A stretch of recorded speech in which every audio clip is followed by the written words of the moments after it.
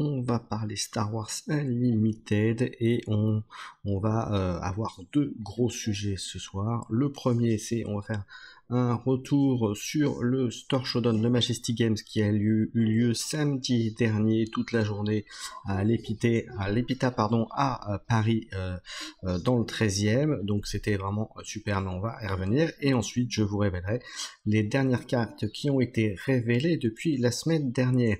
Alors malheureusement ce soir, je vais le faire en compagnie de mon camarade Raj Alpha, mais pour des raisons personnelles, il ne sera pas présent, malheureusement, mais il devrait passer dans le chat, donc voilà, il sera quand même indirectement un petit peu présent quand même pendant l'émission. Voilà, donc deux choses, en sachant que cette émission, ce live, vous pourrez le retrouver sur YouTube en léger différé, on va dire, en deux parties. Une partie qui sera un retour sur le Store Showdown Majestic Game et une partie sur les cartes. Voilà globalement ce qu'il va y avoir ce soir au programme. Bien entendu, vous n'hésitez pas à me dire en commentaire, en chat, ce que vous avez pensé, en commentaire de la vidéo et ainsi de suite. Voilà, si vous avez également des questions, vous n'hésitez pas. Alors la première chose, premier sujet de la soirée. Ça va être le retour sur le Store Showdown Majestic Game, donc qui a eu lieu à l'Epita.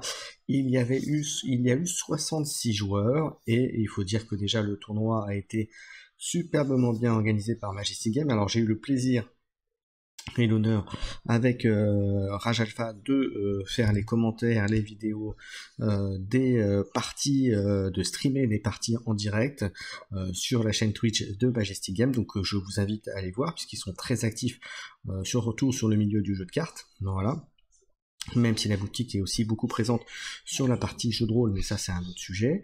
Donc le tournoi, déjà l'ambiance était très bien, il y a eu des très bons joueurs, il y a eu une très bonne ambiance, j'ai fait la connaissance de gens qu'on croisait un petit peu sur le Discord et qu'on a vu en tout cas sur la partie parisienne des gens, donc des gens très sympathiques avec une bonne humeur, ça discutait bien vraiment du jeu, ça discutait de tactique et puis pas que ça, mais c'était vraiment intéressant, en tout cas un bon esprit pour les trois quarts on va dire des joueurs qui étaient présents de ce que j'ai pu voir.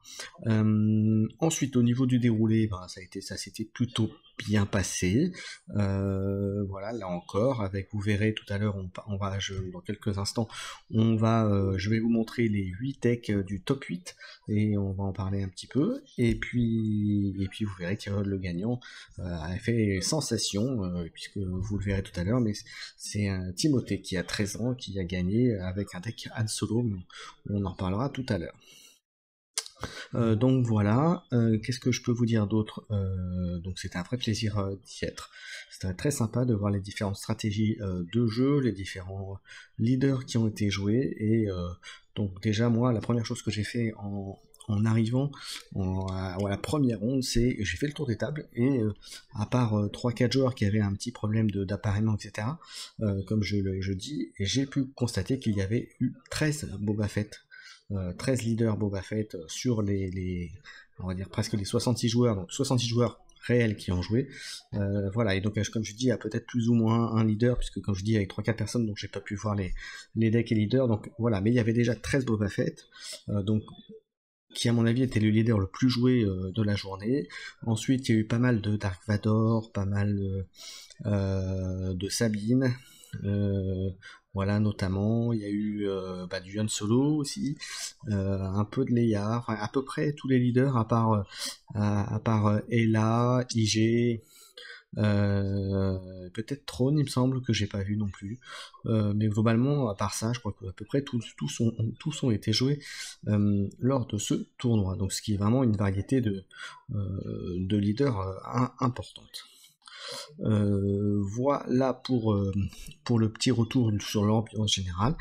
Et puis maintenant je vous propose d'attaquer le top 8, et on va commencer par celui entre guillemets qui serait arrivé 8ème s'il y avait un classement dessus. Donc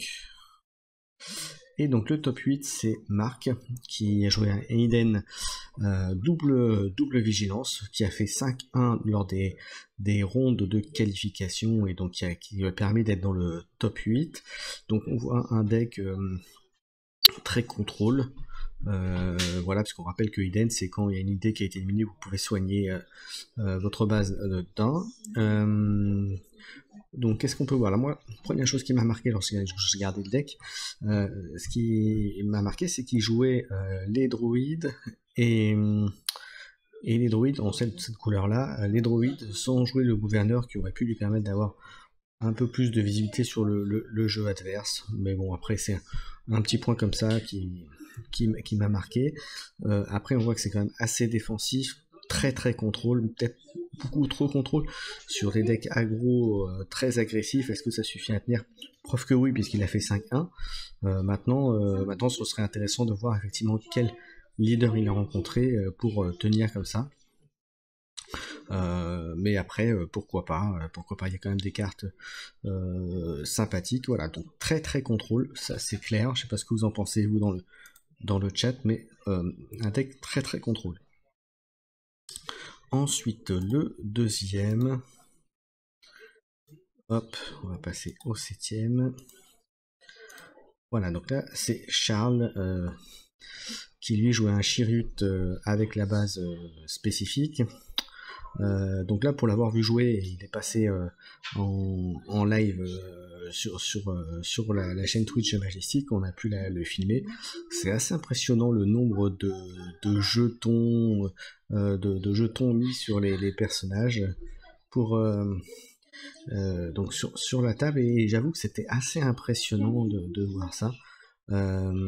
Voilà, donc la manière récursive de pouvoir récupérer, de pouvoir se soigner aussi, vraiment très sympa, un deck intéressant et surprenant quand on l'a en face de soi. Donc voilà, donc un Chirrut, donc vigilance agression, qui était à mon sens intéressant et très sympa à regarder jouer aussi. Donc ça, il faut le noter. Ensuite, deck suivant. Hop. Il y a Erdi, que là aussi, qui a fait 6-0 dans la phase qualificative, que l'on a streamé également. On a la chance de streamer, qui joue un solo vert, donc commandement. Pareil, bon bah là c'est du assez classique dans du Han Solo. Après, ce qu'on peut noter, c'est que moi, de ce que j'ai pu voir des parties, pour avoir aussi vu Timothée qui jouait Han Solo vert aussi, et ben c'est que les traîtrises sont souvent jouées dans ces decks là, et c'est paradoxalement des fois la petite touche supplémentaire qui fait que ça va gagner la partie ou pas. Voilà, enfin c'est le petit truc que je vois, puis les combinaisons après avec le Bright Hope, tout ça qui permettent de manière récursive de pouvoir aller reprendre des petites unités à 1-2 qui vont pouvoir faire des petites combos d'arrivée en jeu. Voilà, c'est très sympa, mais ça c'est du classique, mais globalement voilà, ça reste du Han Solo classique. Enfin, je sais pas ce que vous en pensez vous, mais voilà.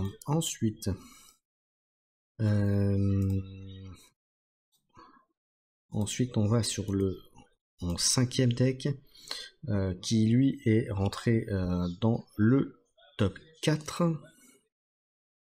Donc lui c'est un Boba Fett vert avec la base spécifique. Bon bah là on voit qu'il a mis un petit peu de rampe avec les techniciens sur du turbo laser, et puis après c'est pareil, c'est de l'agression, les Tetris aussi pour avoir ce côté supplémentaire, et puis bien sûr les 3 Fire Spray, les 3 Vador verts, voilà, qui sont bien. Et puis voilà, alors je parle pas trop du side, vous avez pu voir, mais les sides sont aussi très importants. C'est une donnée qu'il ne faut pas aussi non plus négliger lorsqu'on regarde les decks, puisque il faut aussi savoir s'adapter à ce que vous avez en face de vous. Donc voilà, on enchaîne avec le deck suivant. 5 j'ai vu, le 4. Ah bah j'ai vu, hop, j'ai vu les archives. Hop, je sais pas si je vais montrer celui-là. Ouais, c'est deux decks verts en fait qui sont arrivés quasiment l'un à côté d'autre en termes. Donc voilà, les decks sont à peu près. On le voit d'ailleurs. D'ailleurs, je suis sur l'autre. Donc hop, j'ai constitué de la même façon. Donc je vais repasser sur le 4. Et on voit que c'est exactement, à peut-être une ou deux cartes près, c'est exactement les mêmes listes sur le le 5 et 4. Ensuite, le troisième deck, c'est Maxime, qui a fait 5-1 en qualification et qui est rentré dans le top 4. C'est un Boba Fett aussi, mais qui lui est double ruse. Et donc qui a rentré, on voit dans les cartes, il a rentré juste un peu de vilainie spécifique avec les droïdes sondes, et après c'est quasiment intégralement, à part le sac où il y a un peu de cartes basiques, mais intégralement du ruse ou ruse vilainie. Donc voilà, et puis bien entendu 3 Boba Fett, 3 Fire Spray, 3 Bossk. Voilà, et c'est du double ruse, donc ce qui a été d'autant plus surprenant, mais le deck il le joue très très bien. Voilà. Ensuite, enfin, vous allez me dire s'ils arrivent à ce niveau là, c'est qu'ils le jouent très bien. Ensuite on continue, et on va attaquer sur le top 2, donc le deck de Gébriel, qui jouait Luke commandement, et là aussi un deck Luke très intéressant, voilà, qui est paradoxalement assez agressif, mais a pas mal de skill, entre guillemets, suffisamment fort pour taper suffisamment fort là-dessus, mais aussi avoir pas mal de capacités de soins, et de pouvoir continuer à fracasser son adversaire, et puis sur le milieu, fin de partie, de taper très très fort. Et là on peut voir justement qu'il jouait le gouverneur, pour le gouverneur, l'officier impérial, pour bloquer quelques cartes de l'adversaire, donc c'est pas mal, en combo avec la carte ruse héroïque qui permet de regarder le deck adverse. C'est très très fort pour bloquer son adversaire. Ensuite, on va taper on va regarder le deck du top 1. Hop, et là c'est le deck du gagnant de Timothée, qui a fait 4-2, donc c'était le seul 4-2 qui a été entre guillemets repêché pour le top 8, et qui a gagné finalement, qui a battu tous ses adversaires. Alors il faut noter que le top 8 c'était pas du BO3 comme la partie de qualif, c'était du BO1 en 25 minutes. Alors il faut savoir qu'on était un peu pris par le temps au niveau de la salle et tout ça, au niveau de l'organisation. C'est pour ça que ça fait en top 1, mais il n'empêche qu'il a le mérite d'avoir gagné ses parties. Et de quelle manière, puisque si vous pourrez regarder, Rage Alpha mettra certainement les parties, les parties enregistrées qui ont été streamées sur le Twitch de Majestic Games.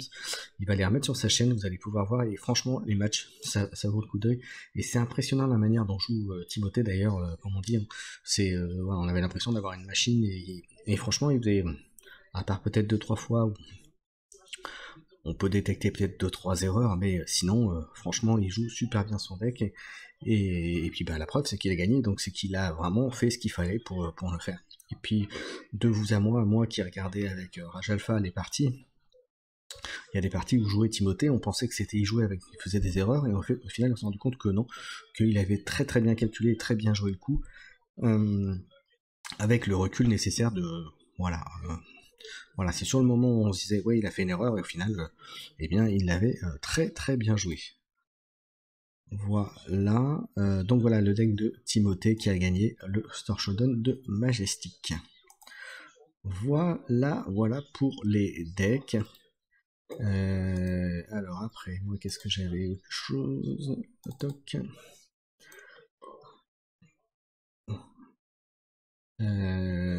Hop. Voilà, hop, alors je suis en train de préparer pour la suite. Voilà, donc n'hésitez pas à me dire ce que vous avez pensé des decks qui ont été dans le top 8 du Star Showdown Majestic Games. Donc vous voyez, il y avait encore une fois, c'était vraiment un tournoi super, et puis même regarder de l'extérieur, c'était très intéressant à vivre. Voilà. Et bien écoutez, on va attaquer maintenant la deuxième partie. Donc on va regarder les dernières cartes qui ont été révélées depuis l'émission de la semaine dernière, et on va commencer tout de suite avec une carte, une base qui a été révélée, donc une base basique à 30 points de vie russe qui sera la Coronette City. Donc vous allez me dire, Bon, c'est bien, c'est comme une base, mais bon, l'image est quand même très sympa, donc je me suis dit que j'allais vous la partager, c'est quand même bien. Ensuite, la carte suivante que je peux vous montrer, ben, on va commencer toujours par les leaders qui ont été révélés. Et le premier leader qui a été révélé, c'est Fennec Shand, qui est un leader ruse héroïque et qui vous permet en action, pour une ressource et engagée, vous pouvez jouer une unité qui coûte 4 ou moins de votre main. De moins, mais vous devez quand même la payer, hein. C'est-à-dire que si une unité qui coûte 3, ben, il faut quand même que vous payiez 1 plus les 3, mais par contre vous lui donnez embuscade, donc qui veut dire que ça fait, voilà, en fait vous payez vous engagez votre leader, et en fait votre unité avec un coût de plus 1, vous lui donnez embuscade, ce qui est quand même très très balèze, voilà. Et vous la déployez ensuite pour 5, et ensuite lorsque vous passez en version, lorsque le Phoenix Shand passe en version unité, elle devient une 4-4 avec saboteur, et en action vous pouvez là aussi la même chose, vous jouez une unité 4. Voilà, c'est alors comme on en discutait hier, si vous étiez dans le live de Rage Alpha, à 5 c'est bien, c'est 4-4. Mais par contre, moi ce que je lui ai dit, c'est que ok, un coup de 5 elle sort à 5, mais elle est saboteur, c'est-à-dire qu'elle arrive, elle n'est pas engagée, elle est saboteur, elle passe à travers les boucliers, elle passe à travers les sentinelles, donc c'est plutôt assez fort, à mon sens.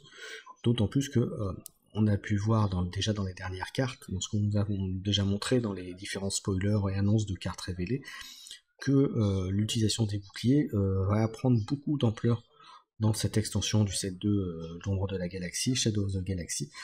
Donc vous voyez, ça va être sympathique tout plein d'avoir ce leader. Ensuite, qu'est-ce que on va commencer à regarder. Donc la suite avec les cartes qui ont été révélées. Une carte qui a été révélée, je crois, je crois que c'est le pile le jour du Store Showdown, justement.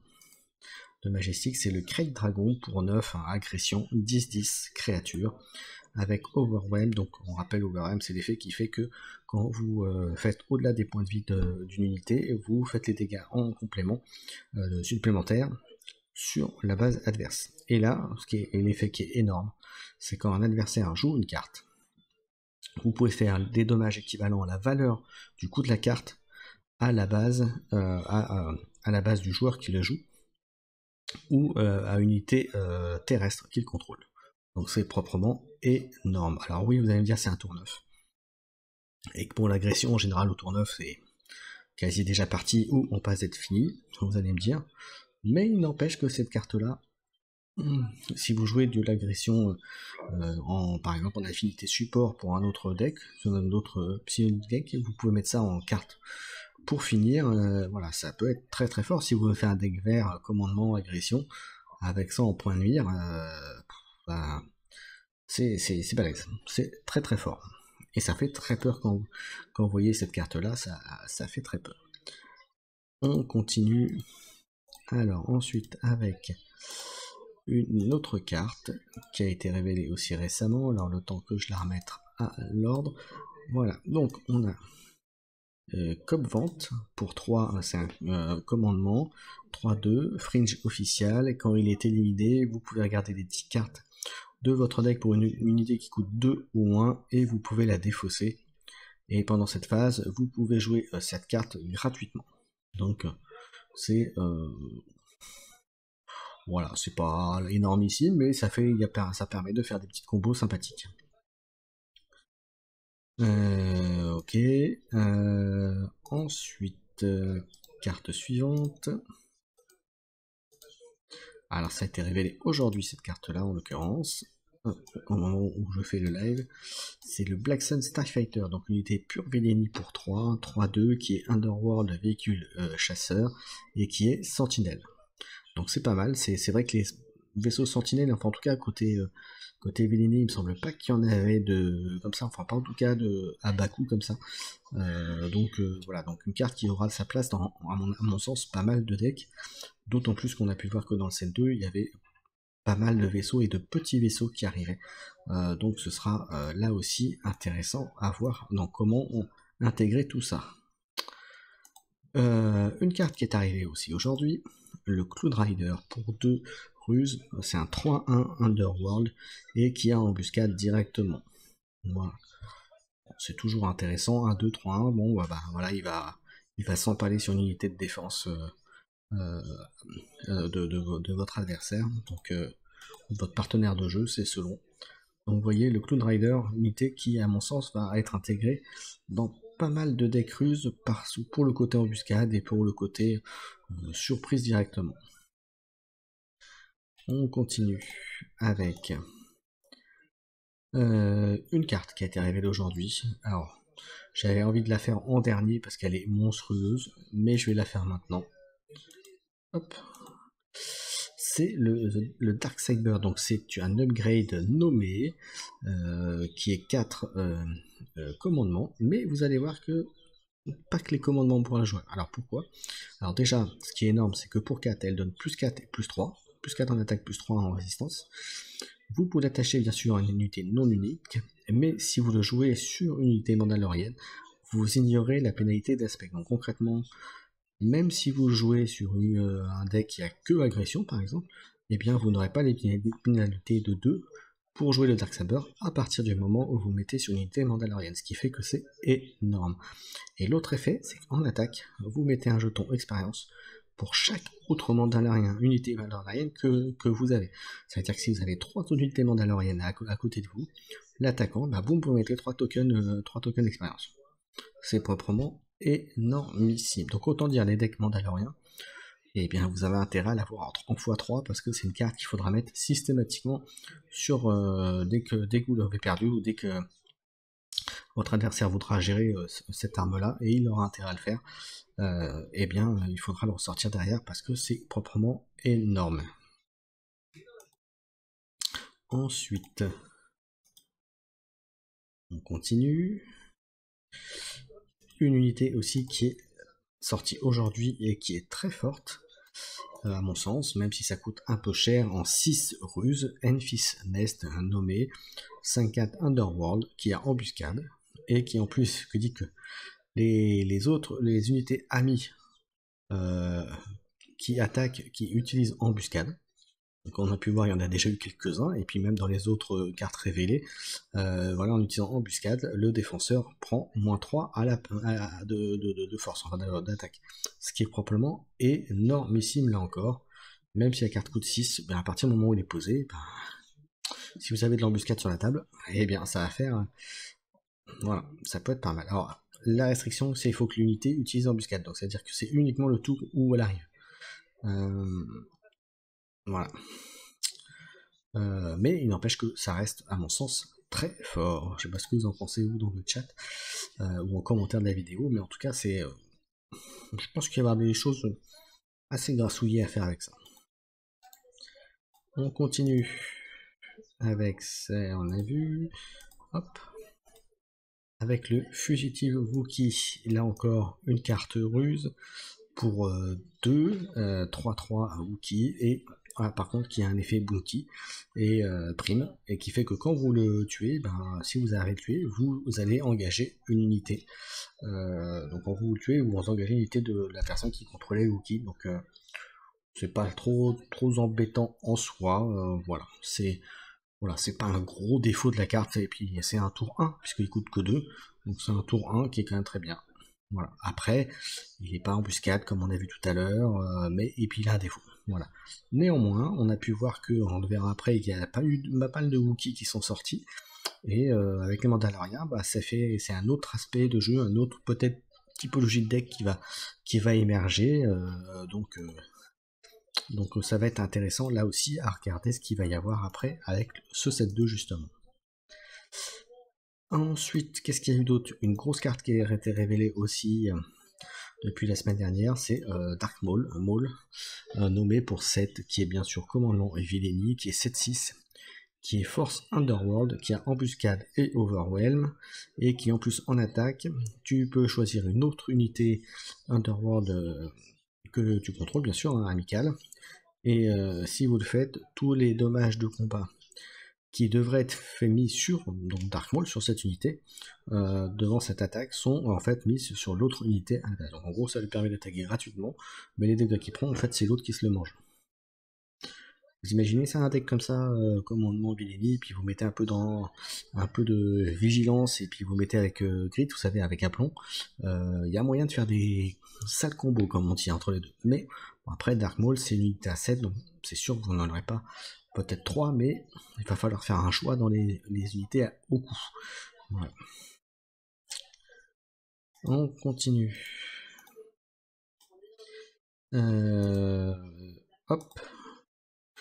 Une unité ensuite, c'est Canton Intimidator, qui coûte 1, qui est Ruse Vileni, 1-4 Underworld, et en attaque, vous engagez le défenseur, ce qui peut être pas mal sur des petites unités. Attention, il est que 1-4, donc concrètement, après pour une carte qui coûte que 1, c'est bien, mais sur des grosses unités, ça va juste être il va juste attaquer, voilà, et voilà, ça, après attention, ça ne bloque pas le sentinelle ou ce genre de choses, donc il faut voir. Je suis mitigé sur la carte, pour être en toute franchise. On continue. Alors ensuite on a eu cette carte là, et que hop, je la remets. Bien sûr, si je prends pas la bonne carte, je la remets à bon niveau. C'est le Kragan qui est pas mal si j'ai bonne mémoire. Hop. Alors, attendez, hop, je la remets au bon niveau. Voilà. Le Krakangor, qu'on a nommé pour 6 Vileni, 6-6 Underworld. Et quand une unité ennemie attaque votre base, vous pouvez mettre un token bouclier sur une unité amie qui est dans la même arène que l'attaquant. En gros, s'il préfère attaquer votre base plutôt qu'une de vos unités, eh bien vous pouvez mettre un shield sur une unité qui vous appartient dans la même arène que l'attaquant, ce qui est quand même relativement fort là aussi. Inconvénient, c'est que ça arrive au tour 6, enfin à partir de 6 ressources, donc c'est peut-être un peu tard pour avoir un vrai intérêt, mais bon, pourquoi pas. Là aussi, je pense qu'il y a des gens qui vont trouver des intérêts et des combos avec la carte. À voir.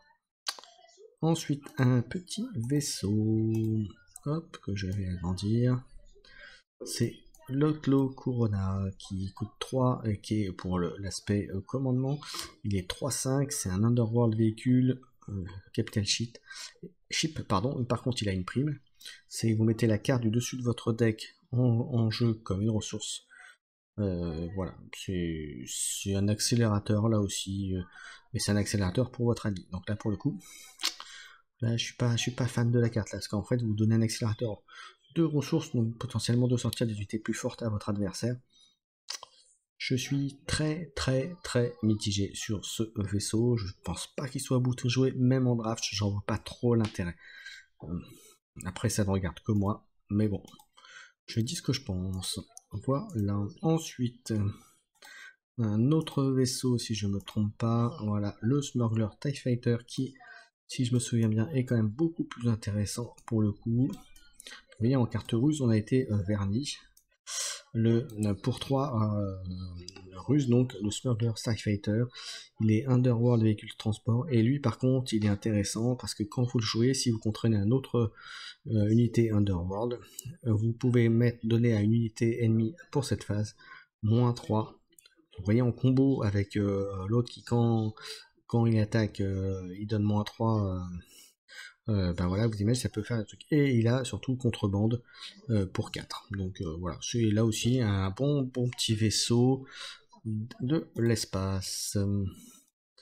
On continue. Est-ce que j'en ai encore d'autres? Je crois que j'en ai encore une ou deux à vous montrer. J'en ai 4 à vous montrer. Alors, on enchaîne avec Sirana-san, une unité nommée qui est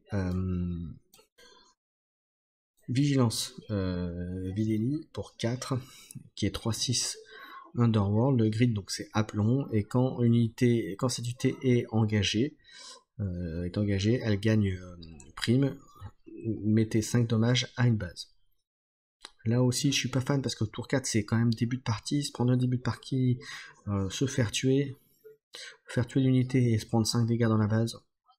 Quand même, le défaut, même s'il a aplomb, ça en vaut pas le risque. Comme on dit, ça en vaut pas la chandelle. Donc je suis vraiment pas du tout fan de cette unité. C'est trop dangereux. Dans plein de situations, c'est beaucoup trop dangereux. Ensuite, on a un rookie qui a été révélé et que j'aime beaucoup. Et là, c'est que je vous dis comme tout à l'heure que certainement il y a un deck rookie il va être en préparation ou va certainement se faire à terme. Donc là, c'est Tarwolf, c'est un nommé héroïque pour 7. Rookie qui est 3-9. Donc là, les stats déjà. Qui a restauration 2, donc soin 2 pour la base, hein, quand il a 1. Et quand une unité rookie ami se prend des combats de dommages et n'a pas été éliminée, vous pouvez cette unité fait autant de dommages à une unité ennemie terrestre. En gros, vous avez une rookie à côté de lui qui s'est pris, je sais pas moi, une attaque à 2, il lui reste 2 points de vie, donc il est encore en vie, et bien Tarwolf va mettre il va pouvoir, enfin l'unité, le rookie va pouvoir mettre 2 dommages à une unité, par exemple terrestre, il était terrestre. Voilà. Une unité terrestre en fait même, puisque c'est précisé sur les unités terrestres. Donc c'est là aussi c'est la gestion terrestre. Entre le dragon et ça, qui ont des effets sur les 4 terrestres, on a intérêt à passer un peu plus sur l'espace maintenant, messieurs, hein, sur vos constructions de deck.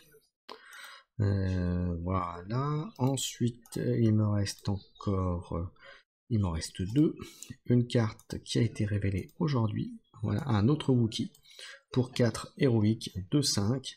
Un plomb. Et quand vous le jouez, si vous contrôlez un autre Wookie, vous pouvez piocher une carte. Ce qui, quand même, en soi, est très fort. Voilà. Donc là aussi, c'est très bon. On continue. Et la dernière carte du jour, c'est encore un Wookie. Cette fois-ci, c'est en aspect vigilance. Le Roshir Tree Tender, donc ce n'est pas un nommé, donc on peut la jouer en 3 cartes dans le deck. Et donc lui, il est pour 3, il est 2-4 et il est à plomb. Donc c'est très bien. Voilà, on a fait le tour des nouvelles cartes. Et on arrive à la fin de cette émission. Donc c'était